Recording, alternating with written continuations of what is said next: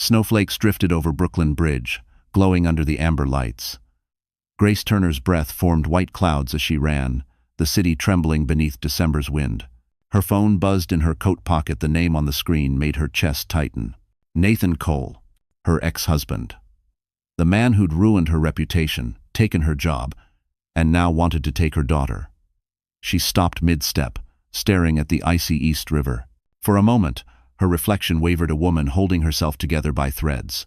She answered, "Grace." Nathan's voice slid through the line, smooth as ever. "I'm filing for full custody.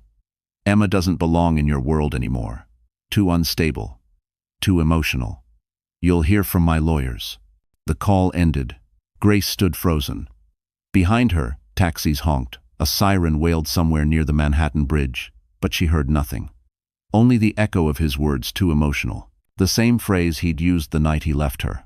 She shoved her phone into her coat pocket, started walking again, faster this time.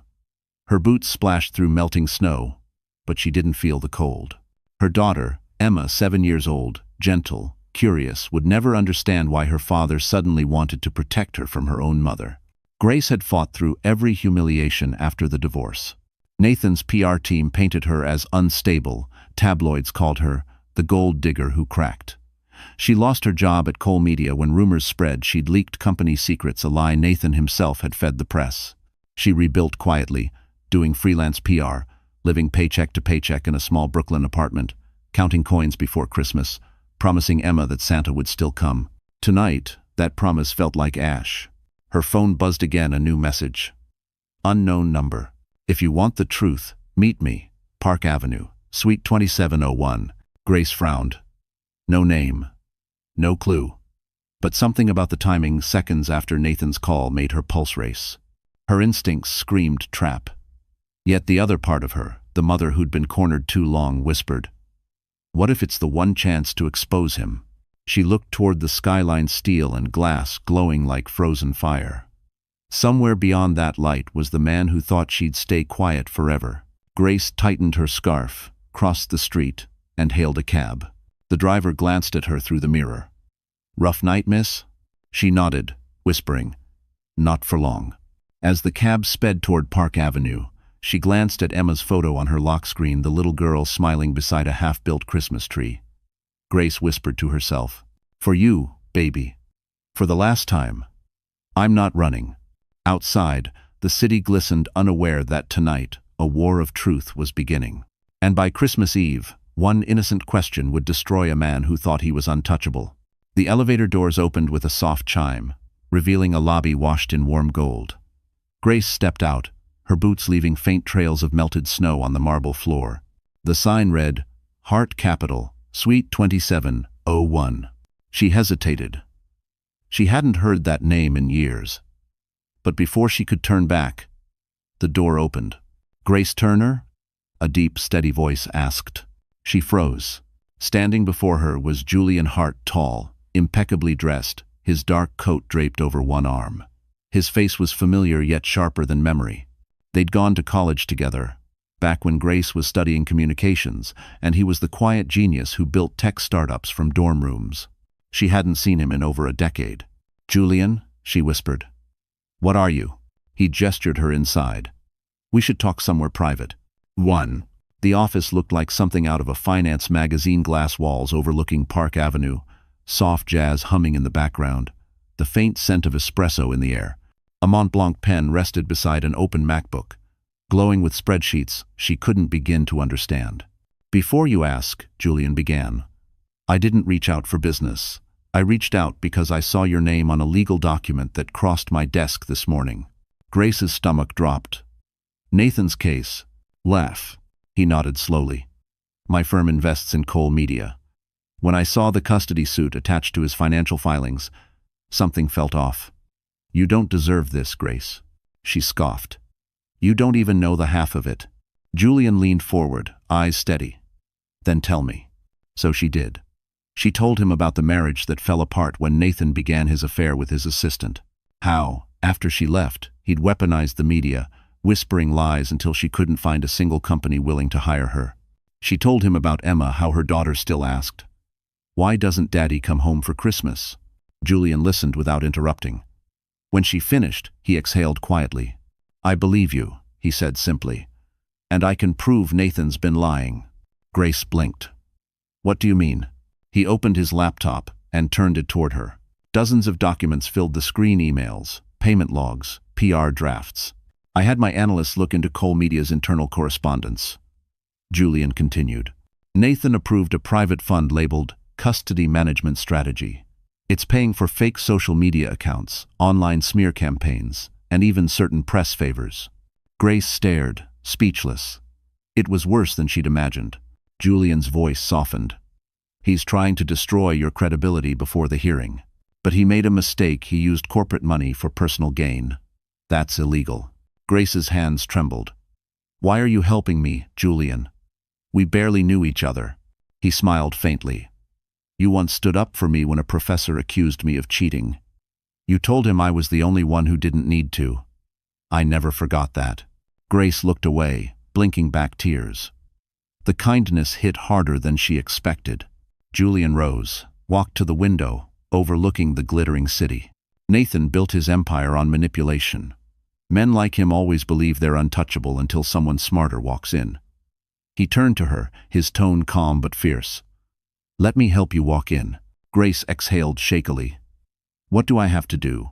"Nothing yet," he replied. "I'll handle the legal side. You just stay quiet. Be patient. Let him trap himself." She hesitated, torn between fear and relief. "And if he finds out?" Julian gave a small, knowing smile. "Then he'll finally realize he picked the wrong woman to underestimate." Outside, the city pulsed with Christmas lights. Somewhere in the distance, a church bell rang 9 times. Grace watched the skyline through the glass, a reflection of herself standing taller than she had in years. For the first time since her marriage fell apart, she felt the faint spark of control returning. And as she left the office, Julian's last words echoed behind her. "By Christmas Eve, he'll wish he never made you his enemy." The next morning, the world looked deceptively peaceful. Snow layered the sidewalks, and Manhattan shimmered like a postcard. Grace woke early, packing Emma's lunch while the coffee machine hissed. The radio hummed with Christmas jingles, yet her mind pulsed with Julian's words from the night before. She tried to smile as Emma skipped into the kitchen, her tiny slippers shaped like reindeer. "Mommy, Daddy texted me." Grace froze, the butter knife still in her hand. "He did?" Emma nodded, holding out her iPad. On the screen was a message from Nathan. "Check the delivery box outside. Daddy sent you something special." Outside the apartment door sat a small, perfectly wrapped package, white ribbon, blue box, unmistakably Tiffany & Co. Grace's heart stuttered. She hadn't seen that brand since the early days of their marriage, when Nathan used luxury gifts to buy silence after his betrayals. "Can I open it?" Emma asked, eyes wide with excitement. Grace forced a smile. "Of course, sweetheart. Let's see what Daddy sent." Inside was a delicate silver locket shaped like a snowflake. It gleamed under the kitchen light, almost too beautiful. Grace flipped it open. On one side was a photo of Nathan and Emma. On the other, an engraving, "Always close to my heart." But something about it felt wrong. Too perfect. Too sudden. That afternoon, as Emma napped, Grace couldn't stop thinking about the locket. She placed it on her desk beside her laptop, its surface reflecting the light oddly. She picked up her phone and called Julian. "Julian, can you check something for me?" He heard the tremor in her voice. "What's wrong?" She explained about the gift, the engraving, the eerie timing. Julian listened quietly, then said, "Don't panic. Just bring it to my office, now." When she arrived, Julian was already waiting with a slim black case on his desk. He carefully examined the locket under a magnifying glass, then pried open the hinge with a fine tool. A faint electronic click filled the air. Inside, behind the photo, was a tiny microchip. Grace felt her knees weaken. "Is that what I think it is?" Julian nodded grimly. "A GPS tracker, possibly an audio transmitter. He's been spying on you, or worse, on Emma." Grace pressed her hand to her mouth. "Oh my God." Julian looked at her, eyes burning. "This isn't just about custody anymore. He's collecting data, probably to twist your words, your daily routine, anything he can use in court. Her anger rose like fire through her veins. He put a tracking device in our daughter's necklace. How sick is that? Julian closed the case, his tone turning strategic. Good news is now we have proof. This could ruin him legally if we handle it right. But we can't let him know we found it. Act normal. Let him think you're still in the dark. Grace swallowed hard, trying to steady her breath. And what about Emma? She wears it every day. Julian hesitated, then said softly, "We'll make a duplicate. My team can replace the chip with a harmless shell. He'll keep listening to nothing but static." That night, Grace lay awake beside Emma, watching the small snowflake pendant glimmer faintly in the dark. The irony wasn't lost on her. Nathan used to call her his lucky charm. Now he'd turned luck into a weapon. She turned her gaze toward the window, where the city lights flickered like restless stars. Somewhere out there, Nathan probably sat in his penthouse, smug, and certain she'd never fight back. Grace whispered into the quiet, "You'll regret underestimating me." The next morning, she met Julian's assistant, who replaced the microchip. Grace handed Emma the fake locket with a smile that hid steel beneath it. Because now, for the first time, she had something Nathan didn't, a secret he didn't know she knew. 3 days later, Grace's world turned upside down again. She was on her way to drop Emma off at school when her phone exploded with notifications, hundreds of them. Her name was trending on social media. She opened one headline and felt her stomach twist. Grace Turner spirals, ex-wife of media mogul, seen drinking alone, neglecting child. Beneath it was a photo, grainy, taken from across the street, showing her sitting at a small cafe with a glass of wine. It looked damning, except that the wine had been cranberry juice, and she'd been waiting for a client. Grace's phone rang. It was her boss. "Grace, maybe take a week off. This publicity is complicated." Complicated. The polite corporate word for toxic. By the time she reached home, reporters were waiting outside her building. Microphones flashed. Cameras clicked. "Grace, do you have a comment about the video?" one shouted. "What video?" she asked, but her voice was drowned out. Then her phone buzzed again, a text from an unknown number. "Maybe next time you'll think before trying to fight me. Merry Christmas. Nathan." Grace's blood turned to ice. She locked the door behind her and grabbed her laptop. Within minutes, she was on a video call with Julian. His expression hardened as he read the headlines. "He moved faster than I expected," he said quietly. "He's using the same PR firms that handled celebrity scandals. They'll flood the internet with fake narratives until people believe them." Grace clenched her jaw. "He's using Emma against me. He wants me to lose control." Julian nodded. "That's his weapon, perception. He knows courtrooms are swayed by image." He took a deep breath. "We'll counter with facts. My team already traced the metadata on that photo. It was uploaded by a bot account linked to a Cole Media server." Grace blinked. "He's sabotaging me with company resources again." Julian gave a small smile, the kind that promised retaliation. "Yes, and that's exactly how we'll bury him." Still, the damage spread faster than either of them could stop it. That evening, Grace picked up Emma from school, only to see two mothers whispering by the gate. Emma waved happily, but one woman pulled her child closer, murmuring something Grace couldn't hear. Inside the car, Emma asked softly, "Mommy, why are people saying bad things about you on Daddy's news?"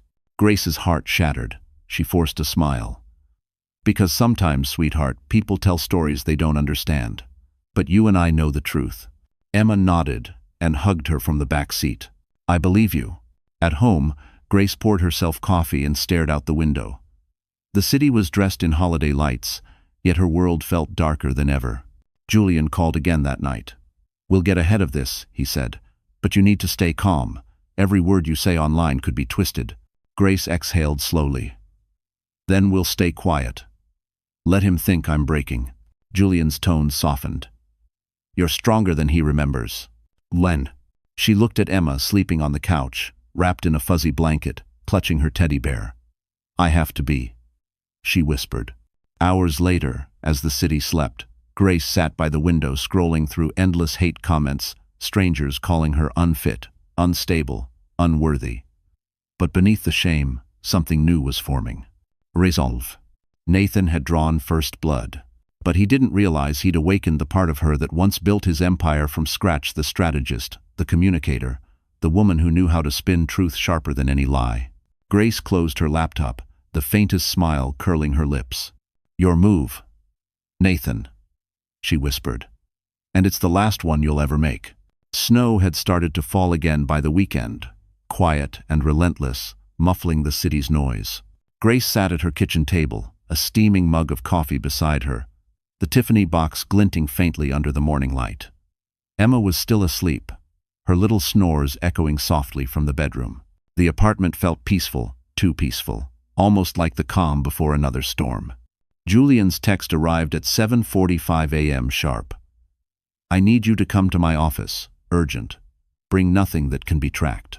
Grace felt a shiver crawl down her spine. She left her phone on airplane mode, packed Emma's backpack for school, and took the subway instead of a cab.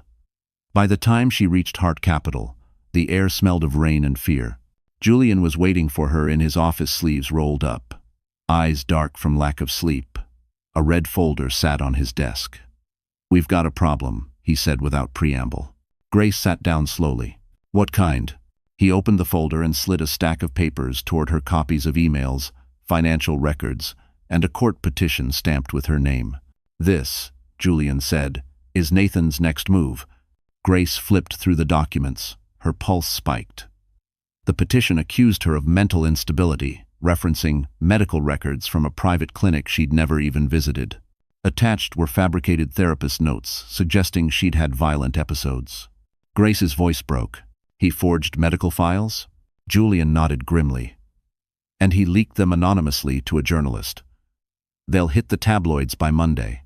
Grace covered her face with her hands, shaking. "He's trying to make me look dangerous. If the judge sees this—" "He won't," Julian interrupted firmly. "Because we're going to stop him first." He turned his laptop toward her. On the screen was a map of IP addresses, data streams, and timestamps. "My cybersecurity team traced the fake documents to a VPN connection linked to Cole Media's internal server. Nathan's personal assistant uploaded them from her office computer at 9:42 p.m., Thursday." Grace blinked through tears. "You can prove that?" "Yes," Julian said. "But we can't leak it ourselves. We need to make it official. That means a legal counterstrike, one that exposes his criminal use of company assets." Grace swallowed, still trembling. "You're saying—" "Turn his game against him."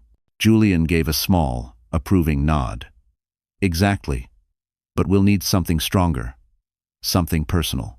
Grace stared at the folder. "He used to keep all his private files on a hard drive in his home office," she said quietly. "He called it the vault. If those records are still there might be proof of everything." Julian leaned forward. "Are you sure?" "I was married to the man," Grace said bitterly. "He doesn't delete anything. He hoards secrets." Julian smiled slightly. "Then we find the vault." The plan was reckless, maybe even illegal. But Grace had reached the point where fear no longer controlled her. She wasn't the desperate ex-wife anymore.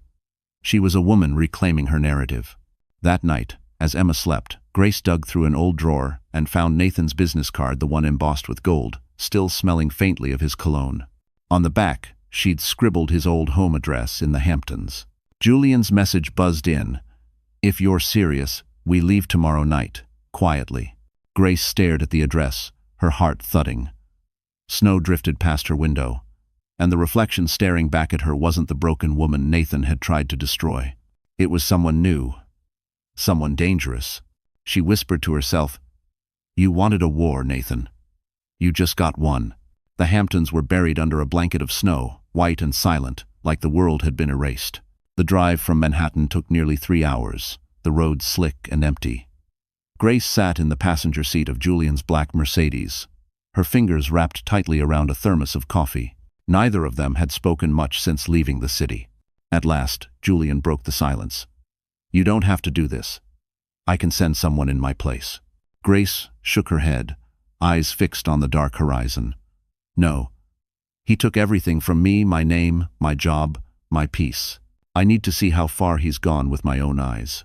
The car turned off the main road and onto a long driveway lined with frozen trees. At the end stood Nathan's summer estate, a sprawling glass and stone mansion that gleamed under the moonlight like a fortress. Grace remembered it all, the parties, the laughter, the way she'd once felt small inside those walls. Tonight, she wasn't small. Julian parked behind a row of bushes near the gate. He handed her a pair of black gloves. "Security cameras loop every 60 seconds, he said. "My guy set it up remotely. We'll have a short window to move." Grace nodded. Her heart pounded, but her hands were steady. They slipped through the side gate, footprints disappearing beneath the falling snow. The only sound was the wind off the Atlantic and the rhythmic crunch of boots. Grace led him around the back, toward a glass door that opened into Nathan's home office. Inside, the air smelled of cedar and old money. The walls were lined with framed magazine covers: Business Weekly, Forbes, The New Yorker. Nathan's face smiled back at her from every one of them. The perfect American success story. Grace whispered, "The vault's behind that painting the city skyline." Julian crossed the room and examined the massive frame. "Combination?" Grace hesitated, then smiled bitterly. "Our anniversary. He's that predictable." Julian entered the numbers. The wall clicked open, revealing a steel safe glowing faintly under LED light. Inside were folders, hard drives, and several USB sticks labeled with single words: contracts, clients, family. Grace reached for the one marked family. Julian plugged it into his encrypted laptop. Files filled the screen: photos, recordings, text logs. Then Grace saw it. A folder named Therapy, Grace Turner. She clicked it open. Dozens of fake reports appeared, the same ones Nathan had leaked to the press, along with an audio file. Julian pressed play. Nathan's voice filled the room. "If we make her look unstable, the court will fold. I'll take the kid and clean my image before Q4 earnings. Easy win." Grace's breath caught. The other voice, his assistant, laughed softly. "You're ruthless." Nathan replied, "That's why I win." Julian looked at her. "We got him. Won." Grace felt a mix of fury and relief surge through her. "Let's copy everything and go." But just as Julian began the download, the house lights flickered, then footsteps echoed from the hallway. Grace froze. Someone was there. Julian whispered, "Security." A flashlight beam sliced through the darkness. Grace's pulse thundered. She ducked behind the desk, gripping Julian's arm. The guard's voice crackled over his radio. Motion sensor tripped near the study. "Checking now." 1. The seconds dragged like hours. The guard stepped into the office, sweeping his light across the room. It landed on the open vault. Grace's mind screamed. But before he could react, Julian tossed a small device toward the light, a smoke jammer. The room filled with a sharp hiss and blinding white fog. "Run!" he shouted. They bolted out the back, slipping through the snow as alarms blared behind them. Grace clutched the USB to her chest. When they reached the car, she turned to see the mansion's lights flashing red and blue. Julian hit the gas, tires skidding against the ice, breathing hard. Grace looked out at the receding house and whispered, "You wanted proof, Nathan. Now I have your confession." Julian glanced at her, his mouth curling into a grin. "And by Christmas Eve, the whole world will too." The following morning, the city looked untouched by the chaos that had unfolded in the Hamptons. But Grace and Julian knew better. The USB drive sat between them on the table inside Julian's Park Avenue office, a small silver stick that could bring down an empire. Julian's head of security, a calm, gray-haired man named Marcus, entered with 2 coffees. "I checked the news," he said. "No police reports from the estate yet. Looks like the smoke jammer bought us time." Grace exhaled. "Good. The last thing we need is Nathan finding out we were there." "How?" Julian opened his laptop, inserted the USB, and began decrypting the files. Lines of data flashed across the screen.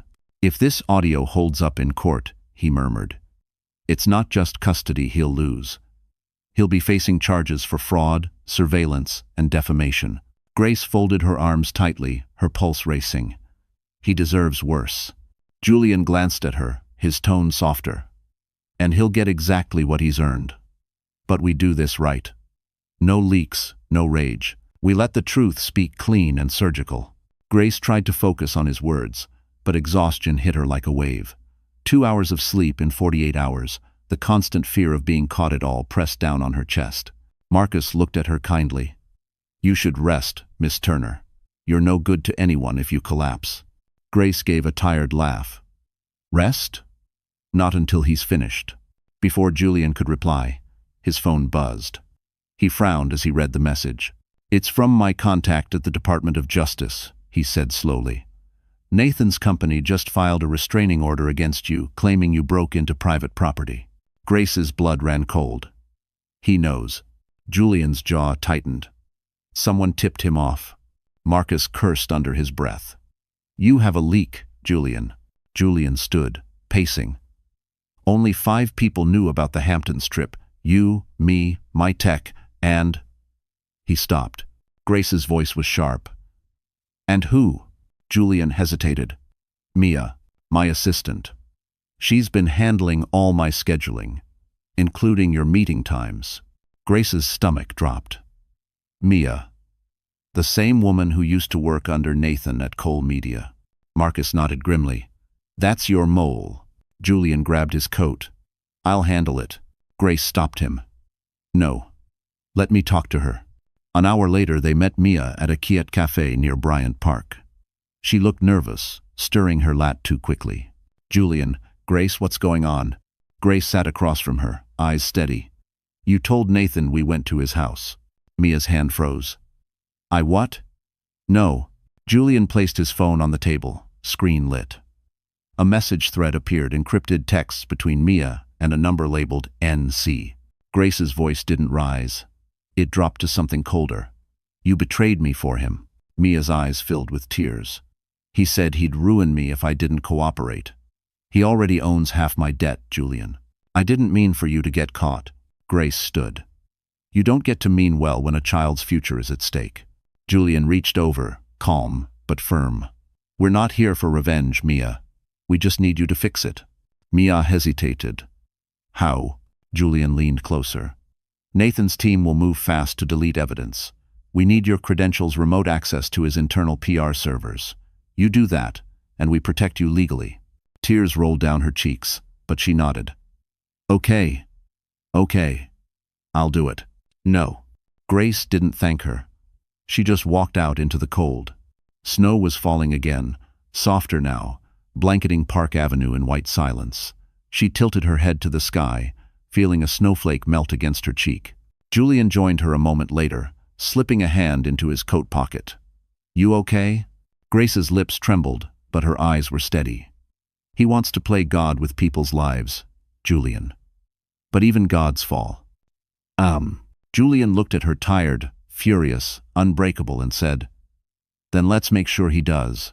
Behind them, the cafe lights flickered, and the storm outside began to grow. The next 48 hours unfolded like a movie Grace hadn't agreed to star in. Mia, true to her word, provided remote credentials into Cole Media's internal PR server.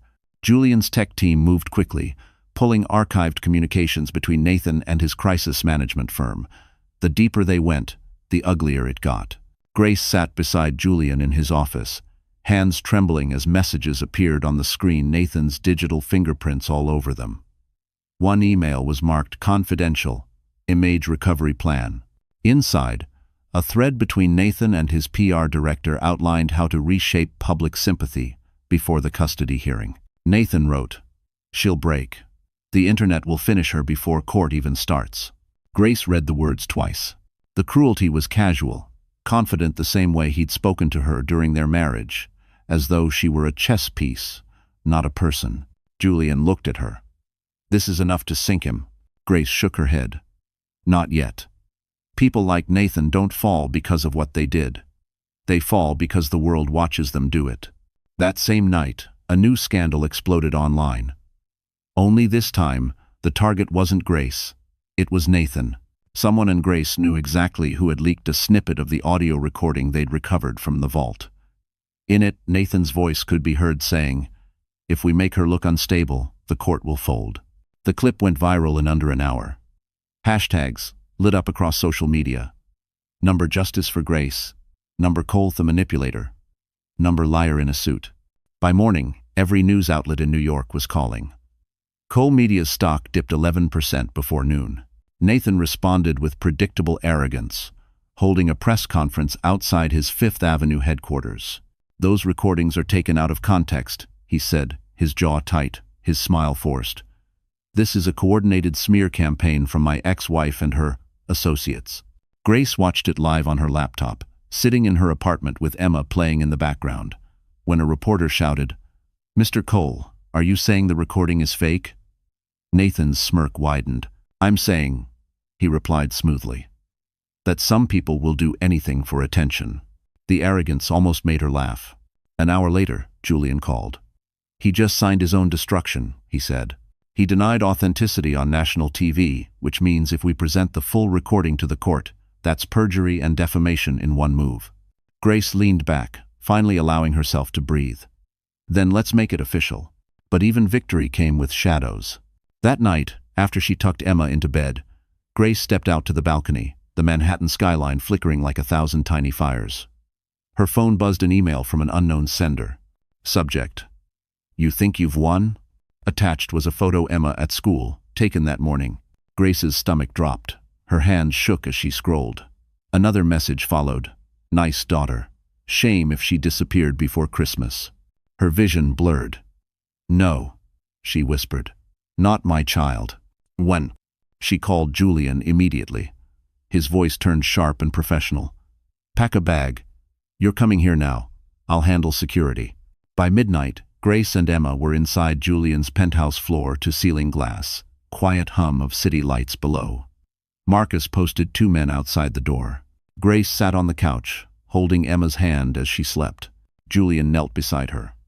"This is him lashing out. He's scared. That means we're close." Grace stared at him, her voice trembling but fierce. "If he touches her, I'll burn everything he owns." Julian nodded. "Then we won't let him get close. Tomorrow, we go to the DA. We hand over everything, the emails, the audio, the financials. After that, it's out of his hands." Grace looked out the window again, snow drifting across the skyline. "He's already lost," she murmured. "He just doesn't know it yet." Julian followed her gaze. "Then let's make sure Christmas Eve is the night he finally does." Lack. The next 48 hours turned New York City into a pressure cooker. The storm wasn't outside, it was on every screen, every phone, every whisper downtown. Grace and Julian had officially handed the evidence to the Manhattan District Attorney. The system was moving, and Nathan Cole's empire was beginning to rot from the inside. By Monday morning, the press had their scent. Cole Media's logo flashed across CNN, CNBC, and every gossip site on the internet. Words like fraud, surveillance, manipulation, and custody corruption filled the headlines. Grace watched from Julian's penthouse, holding a mug she couldn't bring herself to drink from. Julian stood behind her, reading from his iPad. "They're saying the company could lose $70 million in market value by Friday." Grace barely blinked. "Good. Let him feel something for once." Nathan, ever the narcissist, tried to fight back. At 10 a.m., he walked out of his Fifth Avenue townhouse in a tailored charcoal suit, flashing that same TV smile that had fooled half of America. Dozens of cameras clicked. "These rumors are baseless," he declared. "My ex-wife and her business partner fabricated everything for attention." Julian laughed under his breath. "Business partner, huh?" Grace crossed her arms. "He's trying to smear us as a scandal. He thinks people still buy his charm. But charm couldn't erase truth." By noon, the DA's office had leaked the official charges: corporate fraud, wiretapping, falsifying medical records, and attempted witness intimidation. Nathan's arrest warrant hit social media before the ink was dry. Cole Media's stock nosedived. Board members resigned. Advertisers pulled contracts. One viral tweet read, "Funny how the man who claimed to empower truth got caught lying for a living." Julian turned to her. "You wanted public accountability. You got it." Still, victory didn't feel clean. Grace felt her chest tighten when she thought of Emma, how she'd someday read about all of this. The world now knew her mother's pain in headlines. But then she remembered what Julian had said the night they met again. Let the truth speak clean and surgical. That afternoon, Nathan made his last desperate move. He released a statement claiming the recordings were AI fabricated, that Grace and Julian were extorting him. But within minutes, tech analysts debunked his claim. The recording's metadata confirmed authenticity. He'd trapped himself with his own arrogance. By evening, Grace stood near the window as police lights flickered outside Cole Media headquarters. Crowds gathered, phones raised. When Nathan finally emerged, escorted by 2 NYPD officers, his designer coat looked out of place against the snow. Cameras flashed, voices shouted. "Mr. Cole, did you fake your wife's records? Do you regret framing her? Is this the end of your career?" Nathan didn't answer. His jaw was tight, his eyes hollow. For the first time, Grace saw not the man who once owned her silence, but the coward behind the power. Julian turned on the TV. Every major network was broadcasting it live. Breaking news. Media CEO Nathan Cole arrested in corporate fraud scandal.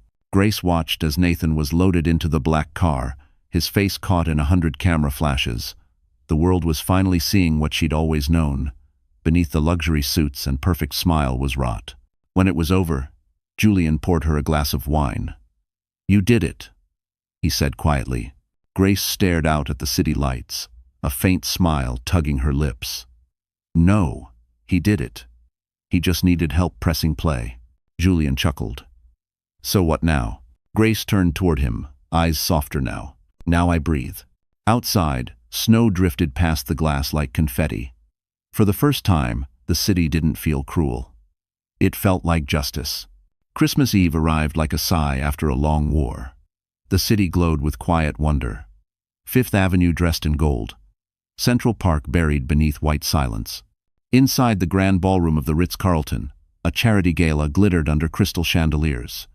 Grace Turner, for the first time in years, walked into a room without fear trailing behind her. She wore a simple black velvet gown. Elegant, understated, powerful. The kind of grace Nathan used to claim he'd created in her. Tonight, she owned it. Julian escorted her through the crowd, his arm light around her waist, both of them greeted by the kind of respectful silence reserved for survivors who'd already won. News of Nathan's arrest had dominated every network for a week. His companies were collapsing, his assets frozen, and his reputation in ashes. The once untouchable CEO was now awaiting trial at Rikers, denied bail. For the first time in a decade, Grace could breathe. As the orchestra played, Emma twirled nearby in a small red dress, her laughter echoing like bells. She looked up at the giant Christmas tree and whispered, "Mommy, it's prettier than the one Daddy used to have." Grace smiled softly. "That's because this one's real, sweetheart." Julian raised his glass, his eyes warm. "You did it, Grace. You turned every weapon he used against you into truth." Grace looked at him, her voice steady but full. "I didn't want revenge, Julian. I just wanted peace." He smiled. Sometimes peace looks a lot like justice, but the night wasn't done with her yet. As the gala host took the stage to thank donors, a journalist approached, microphone in hand. "Miss Turner," she said gently, "you've become a symbol of resilience this Christmas. Do you have anything to say to the women watching you tonight?" The room fell silent. Grace felt hundreds of eyes turn her way, the same kind of gaze that used to crush her. But now, it lifted her. She stepped toward the mic. "I don't know if I'm a symbol," she began softly, "but I know what it feels like to be silenced, to have your truth turned into entertainment. If there's one thing I've learned, it's this: don't wait for someone to believe you. Speak, even if your voice shakes, because truth doesn't need permission." Applause rippled through the ballroom, slow, sincere, rising like a tide. Emma clapped the loudest, her little hands glowing in the light. Julian's eyes shone with something deeper than pride. When the crowd quieted, he stepped forward, holding a small velvet box. Grace blinked, caught off guard. "Grace Turner," he said, his voice low but steady. "You've spent years surviving storms. Let this be the start of calm seas. Will you marry me?" A gasp swept the room.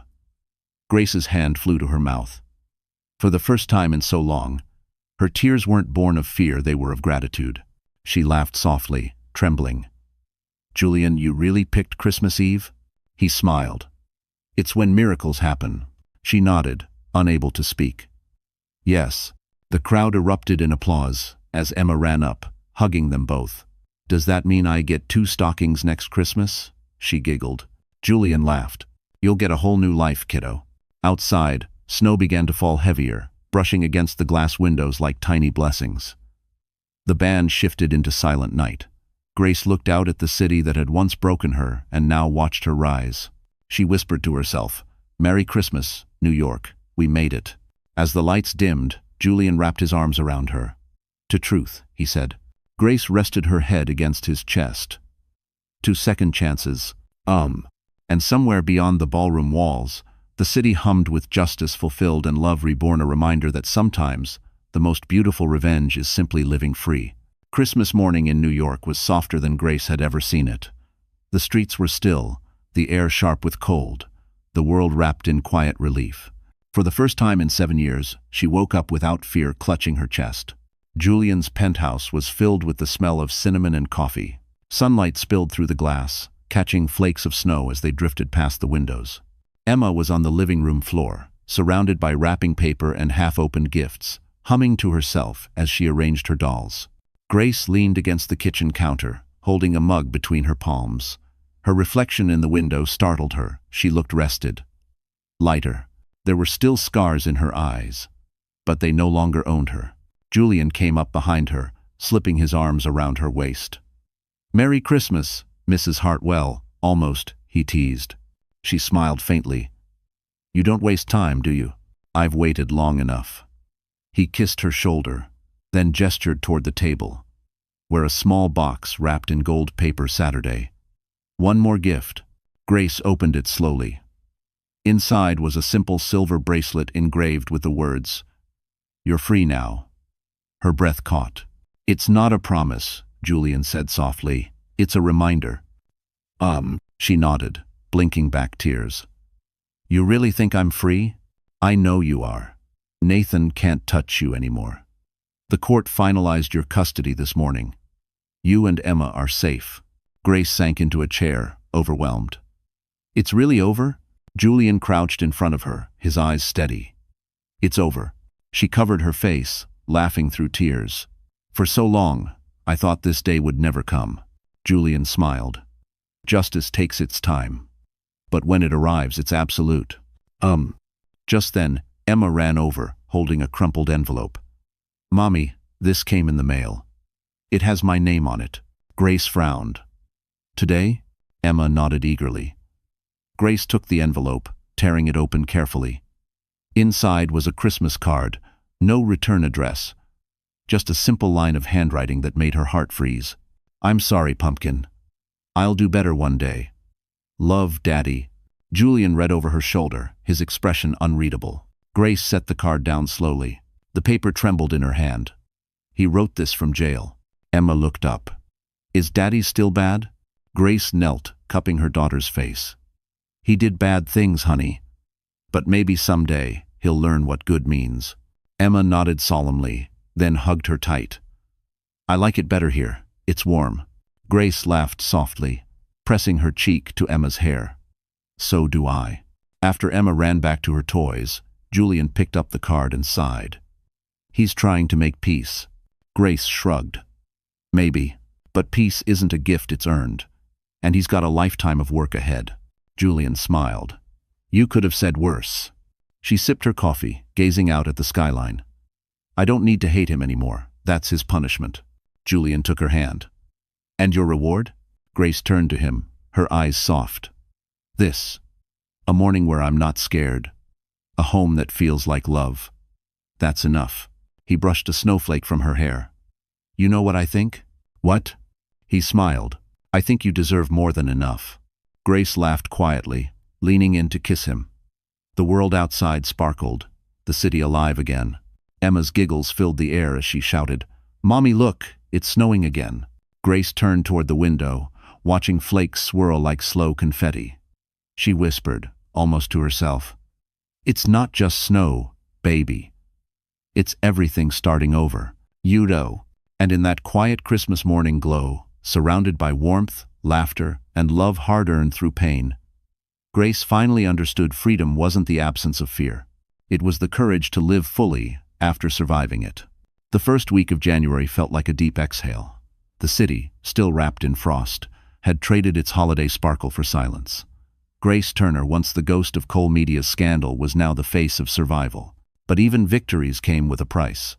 Every morning, she woke to a flood of emails, interviews, book deals, a potential documentary from Netflix. People she hadn't heard from in years suddenly remembered her number.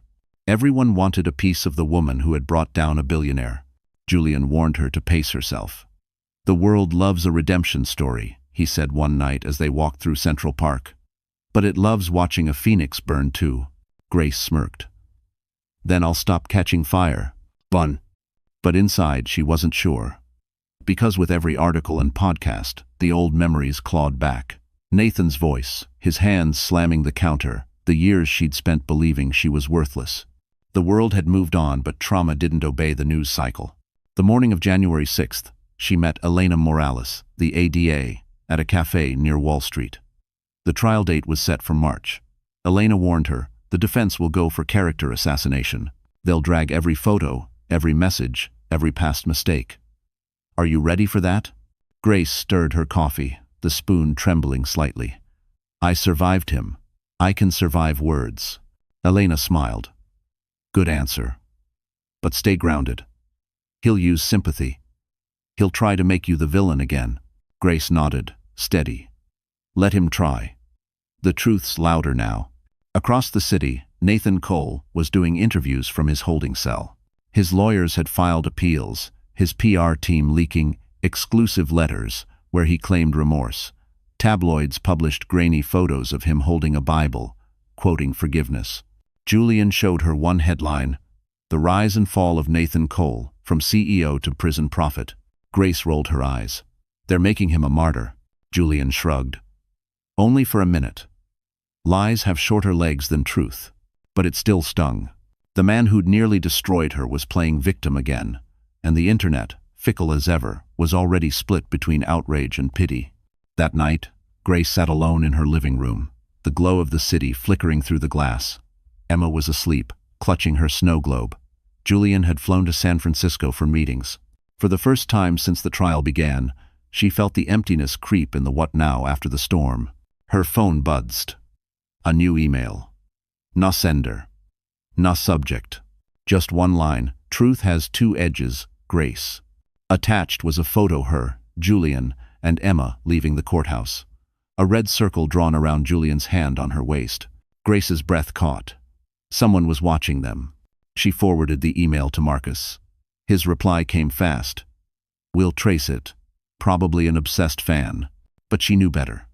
The tone, the phrasing, it wasn't random. It was Nathan. The next morning, Elena confirmed it. Nathan's legal team had been denied appeal. He'd snapped during an interview, yelling about the conspiracy. Guards pulled him off camera. Grace stared at the footage in silence. The man who'd once ruled Manhattan was now pacing a concrete cell, eyes wild, shouting at ghosts only he could see.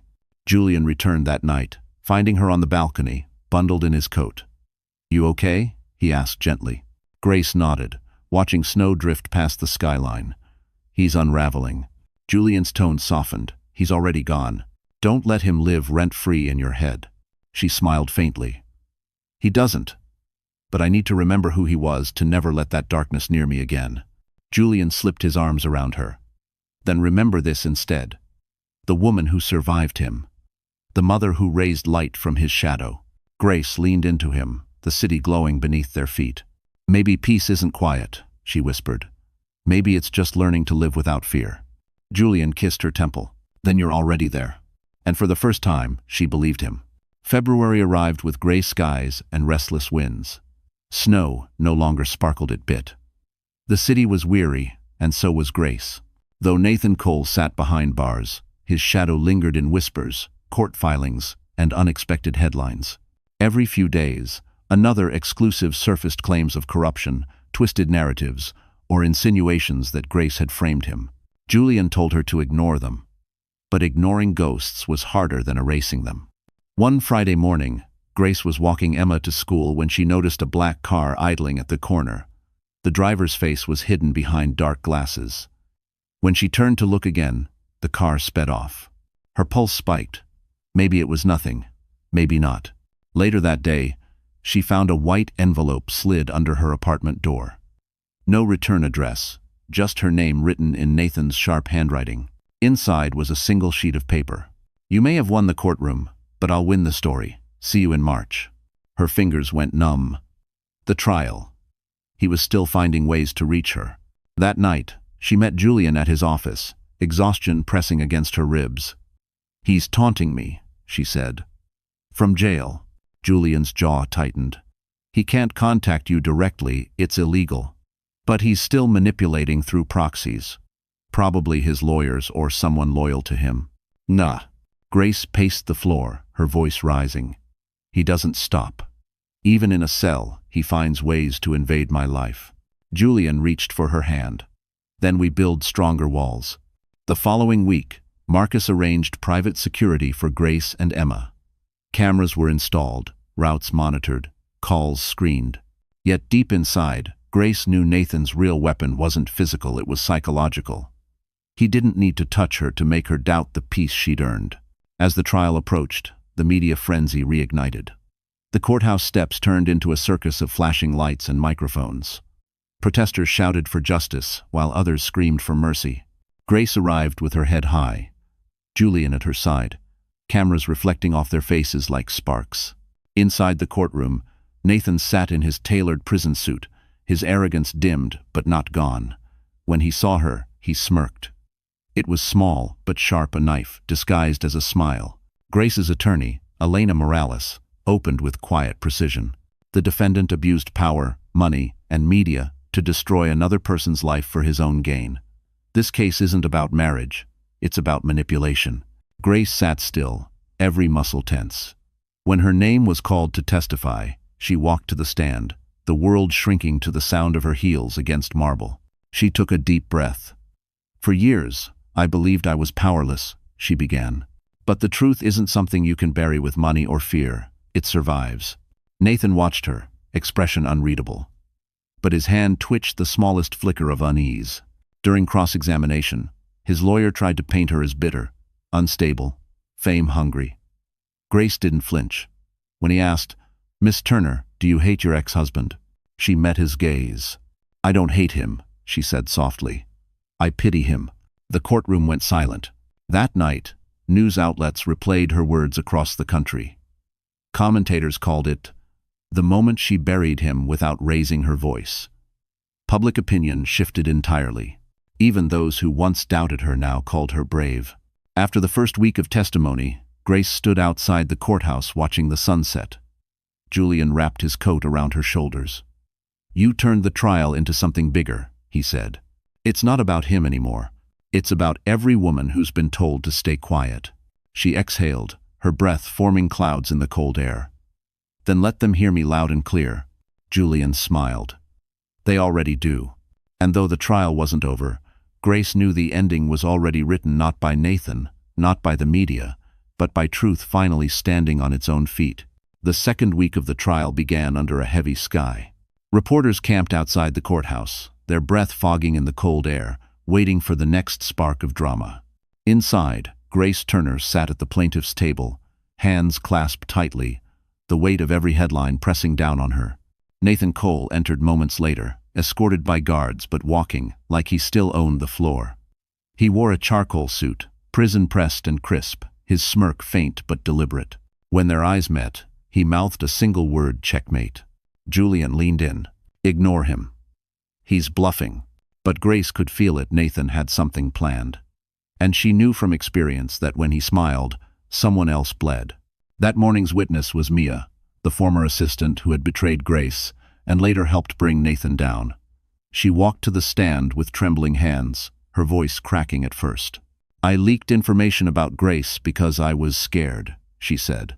"He threatened to ruin my career, my family. But I didn't know how far he'd go."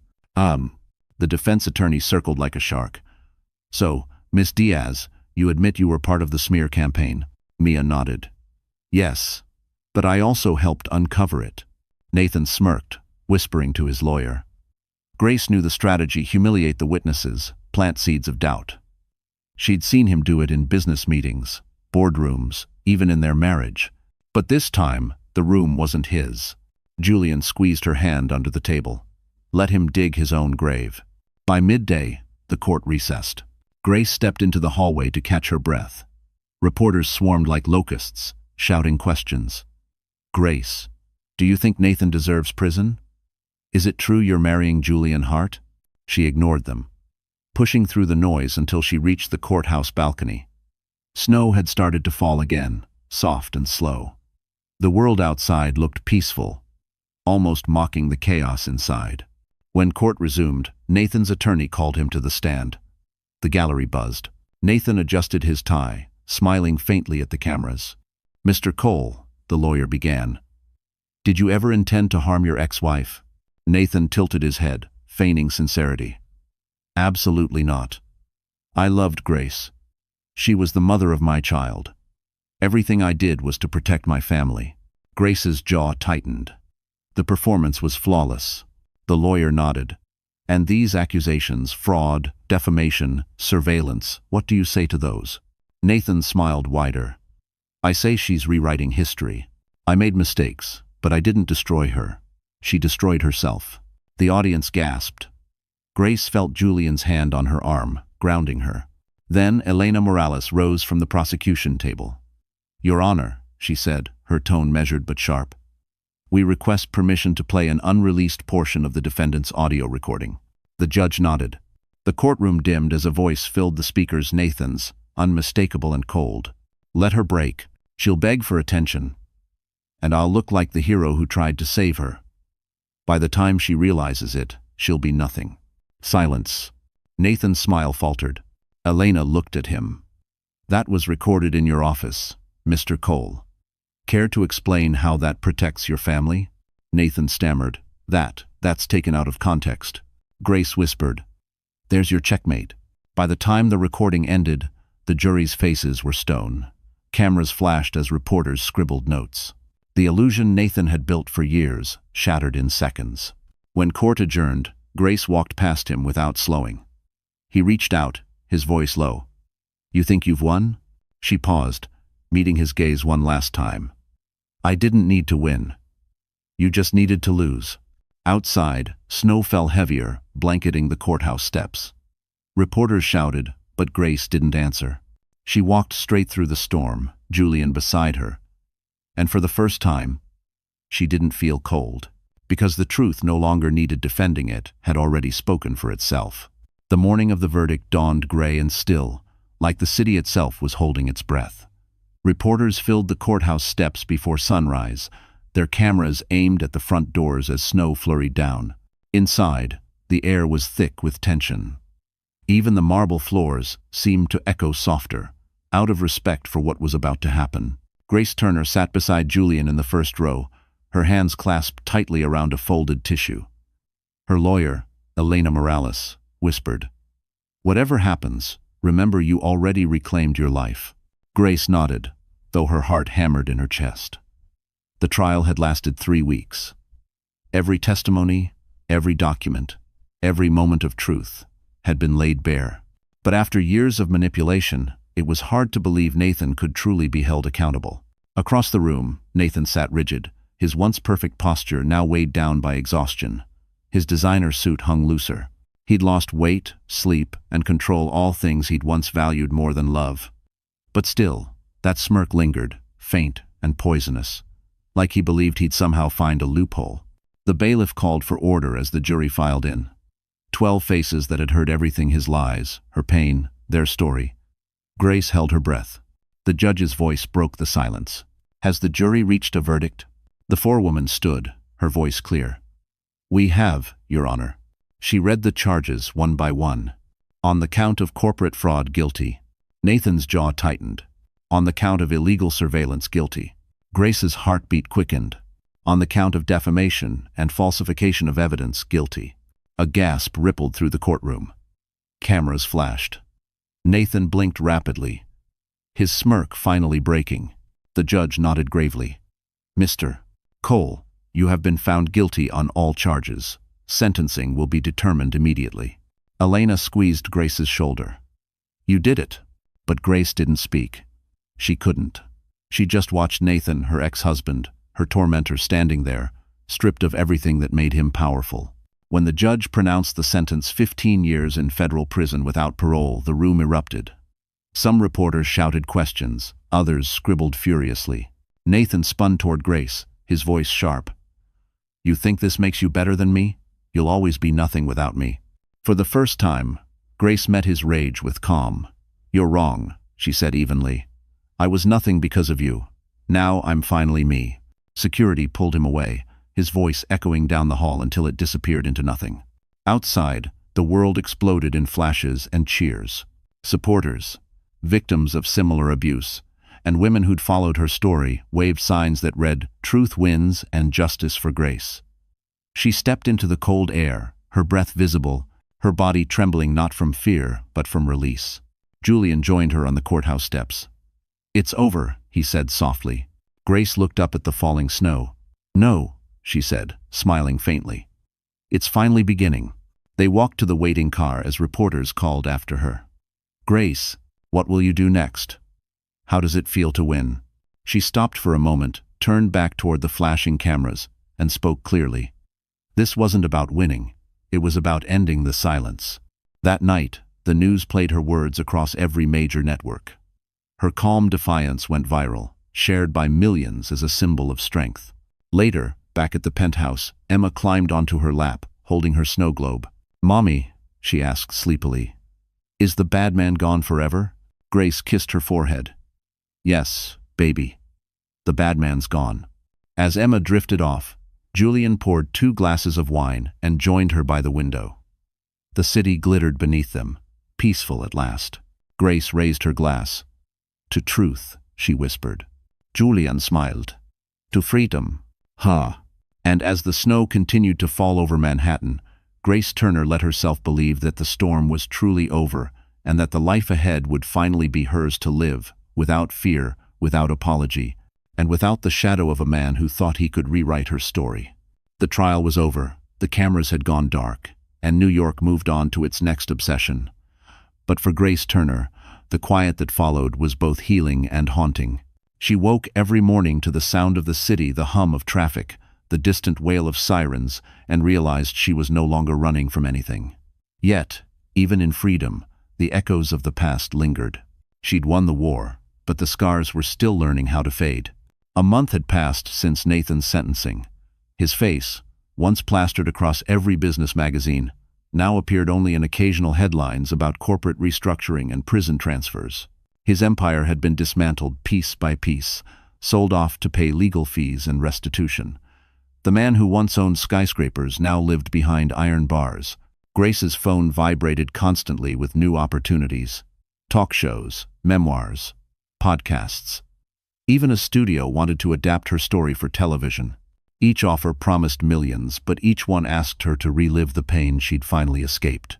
Julian encouraged her to choose carefully. "You don't owe anyone your trauma," he told her one evening as they sat by the window of his penthouse, watching the Manhattan skyline. "You already told your truth. You don't need to perform it." Grace smiled faintly. "I just want to use it for something good." So, instead of signing contracts, she founded the Lily Foundation, named after Emma's middle name, a nonprofit that helped women rebuild after emotional and financial abuse. Within weeks, the foundation received overwhelming support. Donations poured in from survivors who said Grace's courage had inspired them to start again. Still, there were moments when she couldn't sleep. Sometimes she'd wake at 3 a.m., her mind replaying the years of silence, the humiliation, the fear of never being believed. She'd walk to the window, stare at the skyline, and remind herself out loud, "He's gone. You're safe. You're free." But one February night, a letter arrived that made her chest tighten. The envelope was stamped from a federal correctional facility in upstate New York. No name, but she didn't need one. She recognized the handwriting, instantly sharp, deliberate, Nathan's. Julian found her staring at it hours later. "You don't have to open it," he said quietly. Grace hesitated, then tore the seal. The letter was short, handwritten in blue ink. "Grace, I've had a lot of time to think. Maybe one day I'll understand why you did what you did. I've lost everything, but I still remember the way you looked when we first met the woman I once thought I loved. I don't expect forgiveness. I just want you to know I finally understand what it means to lose control. Nathan. Grace read it twice, then folded it neatly and placed it in a drawer. She didn't feel anger or pity, just closure. The kind that came not from his apology, but from knowing she no longer needed one. That weekend, she spoke at a private event hosted by the Lilly Foundation. Women from across the country sat in the audience, some in tears, others in quiet strength. Grace took the stage, her voice calm but resolute. "Freedom doesn't erase pain," she said. "It teaches you what pain can't take away: your voice, your dignity, your worth. For years, I believed silence was safety. I was wrong. Speaking up didn't destroy me. It saved me." The crowd rose in applause, some standing, some weeping. Later that night, as she tucked Emma into bed, the little girl whispered, "Mommy, are we happy now?" Grace smiled, brushing back her daughter's hair. "We're learning to be, and that's more than enough." When Emma fell asleep, Grace stood by the window again. Snow drifted softly outside, catching the city lights. Julian wrapped his arms around her. "You know," he said, "most people think victory looks loud, but yours, it's quiet, peaceful." Grace leaned into him, her voice almost a whisper. "Maybe that's the only kind that lasts." And as the city pulsed below, Grace Turner finally understood the price of freedom and why it had been worth every tear, every fight, every sleepless night. Spring crept slowly into New York. The snow melted, revealing the city's pulse again: street vendors, yellow cabs, the familiar chaos of life resuming. For Grace Turner, it was the first season that didn't smell like survival. It smelled like beginning. 3 months had passed since Nathan's sentencing. The world had moved on, but Grace's story continued to ripple in quiet corners. Women she'd never met sent handwritten letters to the Lilly Foundation, sharing stories of fear, escape, and rebirth. Grace read every one. Some broke her heart. Others stitched it back together. One morning, she sat at her office window, sunlight washing over her desk. On it sat a photograph: her, Emma, and Julian standing outside the Foundation's new community center in Brooklyn. A ribbon-cutting ceremony, small but symbolic. Behind them, a sign read, "Your voice, your future, your freedom." Julian entered, carrying 2 coffees. "You've been reading letters all morning," he said. "You should eat something before you turn into caffeine and compassion." Grace smiled. "I'm fine. You know, sometimes I wonder why they trust me. I'm not a therapist or a politician." Julian sat across from her. "They trust you because you lived it and didn't let it destroy you." She looked down, fiddling with a pen. "It almost did." He reached out, touching her hand gently. "Almost isn't forever." Before she could reply, her assistant knocked. "Miss Turner, you might want to see this." She handed Grace a tablet showing a live interview on morning TV. The headline read, "Nathan Cole speaks from prison." Grace's stomach dropped. She hadn't expected him to disappear quietly, but not this soon. The screen flickered to Nathan sitting in a sterile visitation room, wearing an orange jumpsuit, but still performing for the camera like he was on a red carpet. His tone was calm, almost practiced. "I've made peace with what happened," he said. "I accept responsibility. But I also believe redemption isn't just for saints. I hope Grace finds it in her heart to forgive me." Julian muttered. "He's using guilt as marketing." "Levin." Grace watched in silence. Nathan continued, "We were both victims of a system that rewards pain. I want to spend my time helping others understand that even monsters can learn to be human again." The interviewer smiled softly.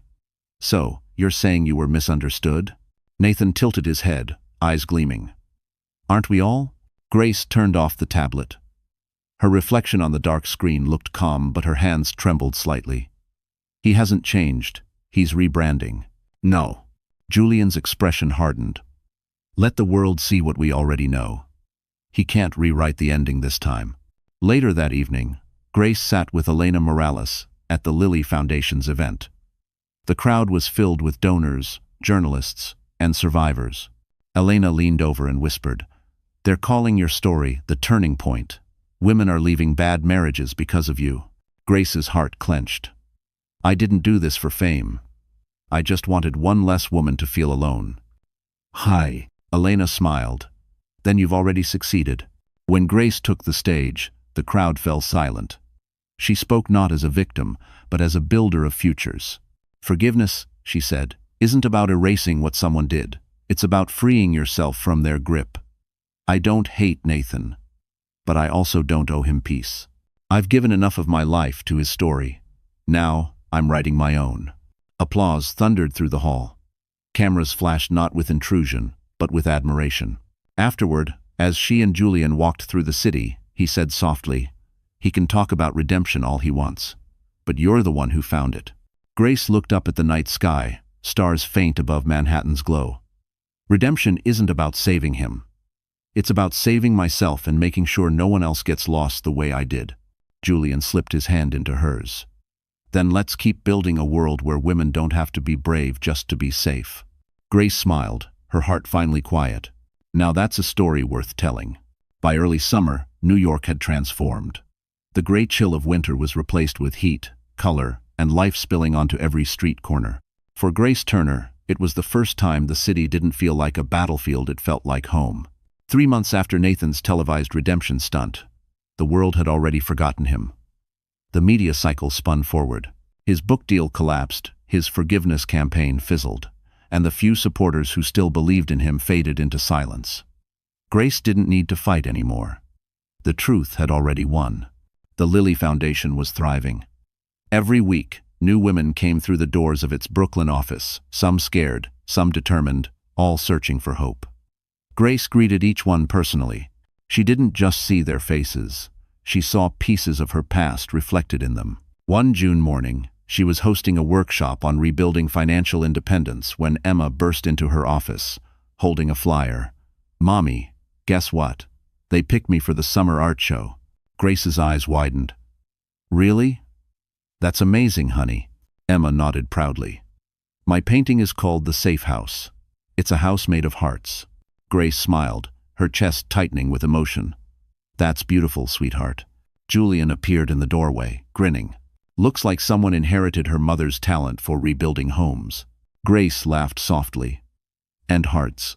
Life had settled into a rhythm: work, home, healing. Yet one evening, as Grace was locking up the office, she noticed a figure waiting outside by the lamppost. A woman, mid-40s, wearing a dark coat and sunglasses. She stepped forward hesitantly. "Miss Turner." Grace nodded carefully. "Yes." The woman removed her glasses, revealing tired eyes. "My name's Clara. I used to work for Nathan Cole in accounting." Grace froze. "Why are you here?" Clara swallowed hard. "I couldn't speak during the trial. I was scared. But I kept copies of everything: emails, offshore accounts, names. He wasn't just laundering money for himself. He was helping others hide theirs too. Politicians, executives, big ones." Julian, who had followed Grace out, stiffened. "You're saying there's more corruption linked to him?" Clara nodded. "He called it the network. He said it would protect him if he ever fell." Grace exchanged a glance with Julian. "Why are you coming forward now?" Clara's voice shook. "Because I saw what you did. You made people believe they could fight back. I don't want to live afraid anymore." Grace placed a hand on her shoulder. "Then you're safe now. We'll help you." Over the next week, Grace and Julian worked with Elena Morales to submit Clara's evidence to federal investigators. The files were massive: hundreds of transactions connecting Nathan's company to a larger ring of white-collar crimes. The news broke like wildfire. New criminal network uncovered Nathan Cole at center of massive financial web. Even from prison, his name still had power, but now it was poison. Julian turned to Grace after the story aired. "Looks like his empire wasn't done collapsing after all." Grace sighed. "Evil has roots, Julian. We just pulled another one out." Len. That night, Grace tucked Emma into bed. The little girl looked up sleepily. "Mommy, why do bad people keep doing bad things?" Grace smiled softly. "Because they think no one will stop them. But someone always does." Emma yawned. "Like you?" Grace kissed her forehead. "Like all of us, baby." Later, as she stood on the balcony, Julian joined her with 2 glasses of wine. "You realize this means you're going to be in the news again?" Grace chuckled. "I'm used to it, as long as it's for the truth." He studied her face under the city's golden lights. "You've changed everything, Grace. For yourself. For her. For them. She looked at the skyline, feeling the weight of everything she'd survived and everything still ahead. Maybe. But the real change, she said quietly, is that this time I'm not surviving. I'm living. Julian smiled, clinking his glass against hers. To second chances. Grace raised hers. To new beginnings. Now. And as the summer breeze swept through Manhattan, carrying laughter and light instead of fear, Grace Turner finally realized her story was no longer about what she'd lost. It was about what she'd rebuilt. By August, New York simmered under its humid sky. The city pulsed with the rhythm of tourists and street vendors, but for Grace Turner, the heat carried an undercurrent of tension. The federal investigation into the network, the sprawling web Nathan Cole had left behind, had exploded into a full-blown scandal. Every week, another name surfaced. Politicians, CEOs, philanthropists. Nathan's rot had spread farther than anyone had imagined. And once again, Grace's face was everywhere. She hadn't asked to be the center of it, but the media called her the woman who started the storm. TV anchors dissected her interviews, podcasts analyzed her voice, and social media turned her into both saint and symbol. The pressure was suffocating, Julian noticed before she did. "You're exhausted," he said one night as she sat in their apartment, scrolling through a new wave of headlines. "You can't carry the world on your back forever." Grace sighed. "I didn't ask to carry it. I just wanted to live my life." He set down 2 glasses of wine and sat beside her. "Then let's do that. Let the system handle the rest." But Grace couldn't. Not yet. That weekend, she was invited to speak at Columbia University, her old college. The same halls where she'd once met Julian, back when they were young and naive, and life hadn't yet drawn blood. The auditorium was packed with students, professors, and cameras. The topic, Truth and Power in Modern Media. As she stepped on stage, Grace felt her heart stutter. This was where everything had begun: her career, her marriage, her belief in good intentions. She took a deep breath. "When I was your age," she began, "I thought truth was something you could hold. A story you could write neatly, with a hero and a villain. But truth isn't clean, it's messy. It costs you things: your peace, your comfort, sometimes your reputation. But it's the only thing worth fighting for." She paused. "And if you ever find yourself standing alone, with no one believing you, stand anyway, because silence only protects the powerful." Applause thundered through the hall. But as she stepped backstage, her phone buzzed. A text from an unknown number. "You think the story's over? You have no idea what's coming." Her pulse quickened. She showed Julian, who frowned. "We'll trace it," he said immediately. 2 days later, the source was found: an untraceable burner phone mailed from a correctional facility upstate. Nathan. Again. The letter accompanying it was cryptic. "The network doesn't die. It adapts. You've just made it angry." Elena Morales called that night. Federal agents confirmed activity: money transfers from offshore accounts tied to Cole Media still moving. "Whoever was behind Nathan is trying to erase the trail." Grace felt a chill. "So it's not over?" "No," Elena said grimly. "But this time, they're the ones running scared." Over the next few weeks, federal raids swept across multiple states. High-profile arrests dominated the headlines. Grace refused interviews, focusing instead on the women her foundation supported. But late one night, she sat on the balcony, the city glowing below, and whispered, "He was right about one thing. Evil adapts." Julian joined her, wrapping an arm around her shoulders. "So does good," he said softly. "That's why it wins." "No."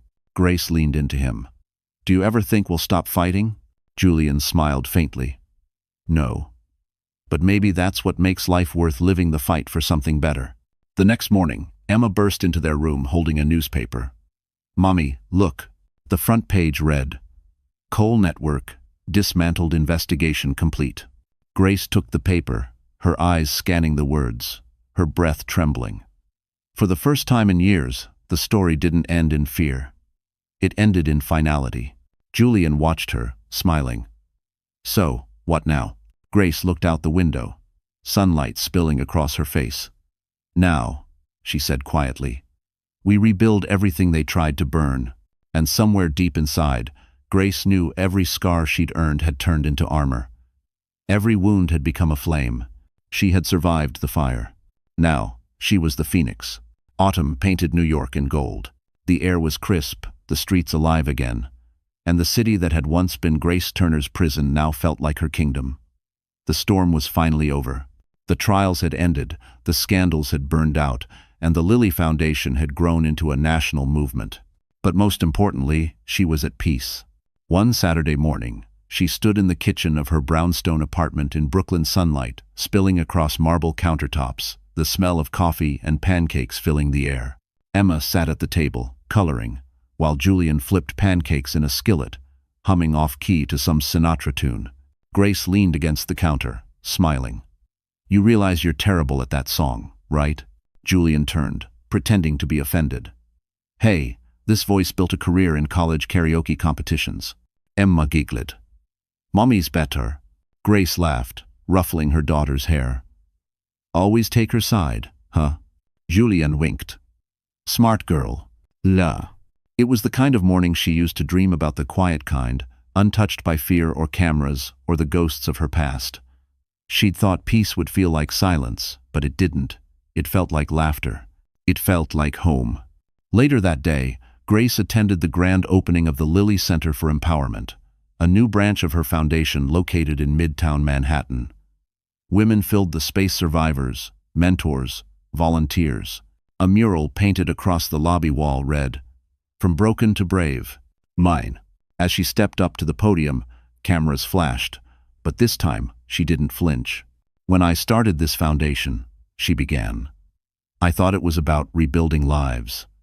But now I know it's about remembering we were whole all along. We just needed someone to remind us." Applause swelled. In the front row, Julian smiled proudly, Emma perched beside him swinging her feet. Grace continued, her voice steady. "I once believed power belonged to those who could take it. Now I know it belongs to those who refuse to give up." After the ceremony, a young woman approached her with trembling hands. "Miss Turner," she said softly, "you don't know me, but I was in a situation like yours. Watching you fight made me brave enough to leave. You saved my life." Grace's eyes filled with tears.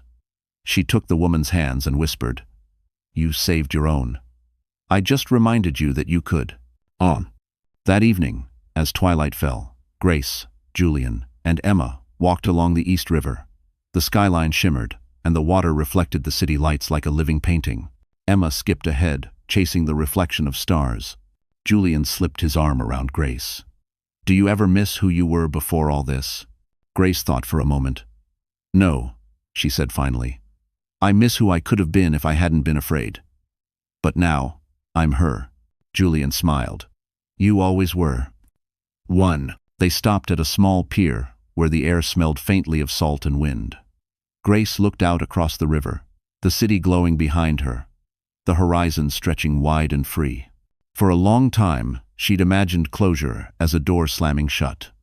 But standing there, she realized it was something gentler, a door opening, the world waiting beyond it.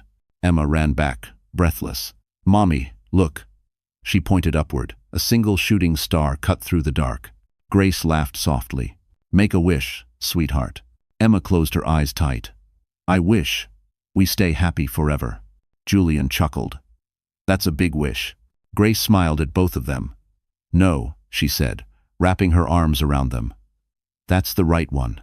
As the star faded into the night, Grace whispered a final prayer of gratitude to the pain that had taught her strength, to the love that had rebuilt her, and to the truth that had finally set her free. The city's lights shimmered, endless and alive, and for the first time in her life, Grace Turner didn't feel like she was surviving a story.